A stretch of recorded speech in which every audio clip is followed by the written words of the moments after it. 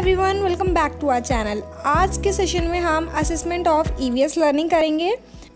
इसके अंदर जो टॉपिक्स आती हैं वो आती है सेल्फ एंड पीयर असेसमेंट और कॉन्सेप्ट ऑफ सीसीई। तो कॉन्सेप्ट ऑफ सीसीई और सेल्फ एंड पीयर असेसमेंट हम लास्ट वीडियोस में कवर कर चुके हैं, तो आप हमारे चैनल पे जाके वो वीडियोस को देख सकते हैं।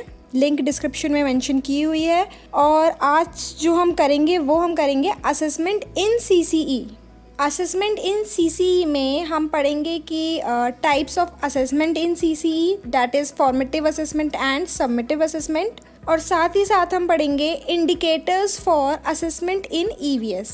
तो पहले हम जान लेते हैं असेसमेंट इन सीसीई क्या होता है।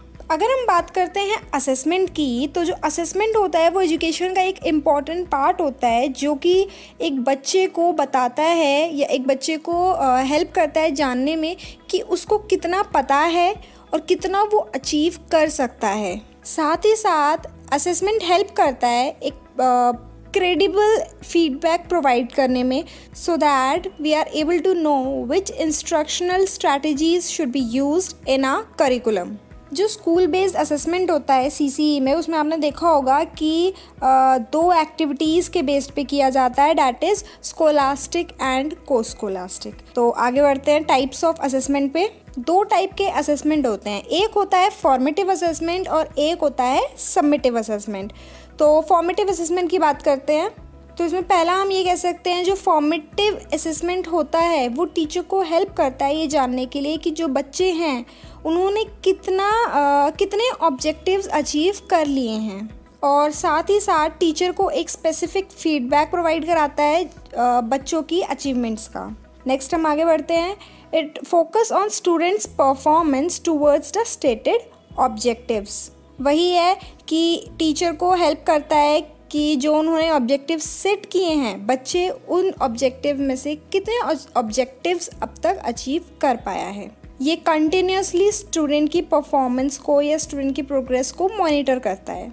साथ ही साथ हम ये भी कह सकते हैं कि ये बच्चों को एक ऐसा प्लेटफॉर्म मिलता है या कहो कि अपॉर्चुनिटी मिलती है जिसमें बच्चा अपने आप को एक्टिवली इन्वॉल्व कर पाता है। इसमें हम ये भी कह सकते हैं कि जो फॉर्मेटिव असेसमेंट का ऑब्जेक्टिव होता है वो ये होता है कि बच्चों की लर्निंग को इम्प्रूव कर सकें। साथ ही साथ इसमें जो करिकुलम होता है उसकी एक पर्टिकुलर यूनिट पे फोकस किया जाता है। नेक्स्ट हम आगे बढ़ते हैं। It makes teaching learning process stress free environment. It focus on stress free assessment, मतलब कोशिश किया जाता है कि बच्चों को किसी भी टाइप का स्ट्रेस इसमें ना हो। और साथ ही साथ ये बच्चों को मोटिवेट करता है ताकि बच्चे और पढ़ें और अपनी स्टडीज़ में, अपनी लर्निंग में और इम्प्रूवमेंट ला सकें। यहाँ पे हम कंक्लूड कर सकते हैं, सैडलर ने 1989 में कहा था, it includes both feedback as well as self monitoring. Next हम आगे बढ़ते हैं सबमिटिव असेसमेंट पे। जो सबमिटिव असेसमेंट होता है ये कोर्स के एंड में किया जाता है। It can occur at the end of the course or we can say end of the session। साथ ही साथ इसमें ये भी पता चलता है कि बच्चे ने कितना लर्न किया है और किस एक्सटेंट तक उसने डिज़ायर्ड ऑब्जेक्टिव्स को अचीव किया है। जैसे आपने देखा होगा हाफ ईयरली एग्ज़ाम्स होते हैं, ईयरली एग्ज़ाम्स होते हैं, या कह सकते हैं बोर्ड एग्जामिनेशन या फिर होम एग्जामिनेशन। तो ये सारे आपके सबमिटिव असेसमेंट में ही आते हैं। इसको इवैल्यूएशन प्रोसेस भी कहा जाता है और साथ ही साथ ये हेल्प करता है टीचिंग को इफ़ेक्टिव बनाने में। अच्छा, एक बात बताइए, जब आप ईवीएस का कोई भी चैप्टर कंप्लीट कर देते हैं, ठीक है, कोई भी चैप्टर फिनिश हो गया, तो पढ़ाने के बाद आप बच्चों को कैसे असेस करते हैं?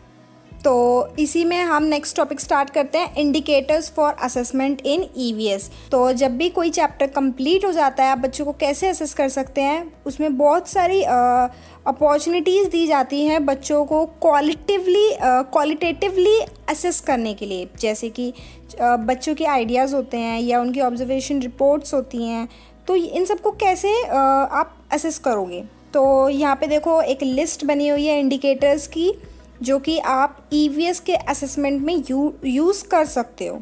तो पहला है observation and recording. Observation and recording में क्या करा सकते हो आप? बच्चों से रिपोर्टिंग करा सकते हो, ड्राइंग करा सकते हो, या पिक्चर रीडिंग करा सकते हो, या कोई पिक्चर्स बनवा सकते हो। ठीक है, तो जैसे एग्जांपल दे सकते हैं, पिक्चर रीडिंग में क्या होता है, आप कुछ पिक्चर्स बच्चों को शो करते हो और जो बच्चे होते हैं उस पिक्चर को देखकर उनको जो उसमें दिखता है, जो ऑब्जर्व करते हैं, वो उसको बोलते हैं। नेक्स्ट है डिस्कशन। डिस्कशन में क्या होगा, बच्चे सुनेंगे, बात करेंगे और साथ ही साथ अपने ओपिनियंस को एक्सप्रेस करेंगे। नेक्स्ट है एक्सप्रेशन। एक्सप्रेशन में बच्चों से क्या करा सकते हो, ड्राइंग करा सकते हो, उनकी बॉडी मूवमेंट्स पे ध्यान दे सकते हो, क्रिएटिव राइटिंग हो सकती है, बॉडी मूवमेंट्स में आप डांस भी इंक्लूड कर सकते हो। नेक्स्ट हम आगे बढ़ते हैं एक्सप्लेनेशन। एक्सप्लेनेशन में क्या होगा, जब आप बच्चे से कोई क्वेश्चन पूछोगे तो जो बच्चा रिस्पॉन्ड करेगा उस आंसर में कोई प्रॉपर रीजंस होंगे और साथ ही साथ वो एक लॉजिकल कनेक्शन बनाना शुरू कर देगा।